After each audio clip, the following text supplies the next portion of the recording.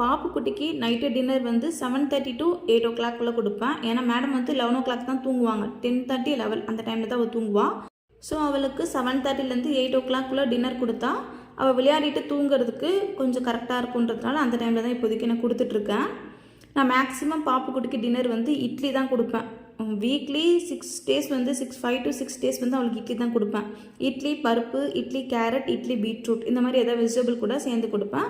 ரேராக வந்து ஃப்ரூட் கொடுப்பேன், ரொம்ப ரேராக தான் கொடுப்பேன்.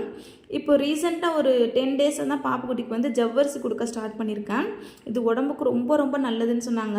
பாப்புக்குட்டி கொடுத்து பார்த்தேன், ஒரு 3 days கண்டினியூஸாக கொடுத்தேன். அவளுக்கு ஓகே செட் ஆகிடுச்சி அப்படின்றதுக்கப்புறம் தான் அதை வந்து நான் இப்போது டின்னரில் வந்து ஆட் பண்ணிகிட்ருக்கேன். 2 days once வந்து கொடுத்துட்ருக்கேன். ஃபஸ்ட்டு வந்து ஜவ்வரிசி கொஞ்சமாக வறுத்து அதை வந்து ஒரு மணி நேரத்துக்கு ஊற வச்சுருங்க. அதுக்கப்புறமேட்டு நல்லா வாஷ் பண்ணிவிட்டு குக்கரில் சேர்த்துக்கோங்க. கொஞ்சமாக மஞ்சத்தூள், பெருங்காயம், பூண்டு, கொஞ்சமாக சீரகம், ஒரே ஒரு மிளகு போட்டுக்கலாம். அதுக்கப்புறமேட்டு வெஜிடபிள் சேர்த்துக்கலாம். நான் வந்து கேரட், உருளைக்கிழங்கு ரெண்டுமே சேர்த்துருக்கேன். உங்களுக்கு எந்த வெஜிடபிள் வேணாலும் நீங்கள் சேர்த்துக்கலாம். அதுக்கப்புறம் தண்ணி ஊற்றி மூடி ஒரு 4 விசில் விட்டால் போதும். காய்கறி நல்லா வெந்துடும். அதுக்கப்புறம் ஆறுனதுக்கப்புறம் மிக்ஸி ஜாரில் கொஞ்சமாக நெய், லைட்டாக உப்பு போட்டு அரைச்சி எடுத்திங்கன்னா சூப்பரான டின்னர் ரெடி. இது பாப்புக்குட்டிக்கு வயிறு ஃபில்லிங்காக இருக்கும். வெயிட் கெயினுக்கு ரொம்ப ஹெல்ப் பண்ணும். உடம்புக்கு ரொம்பவே நல்லது.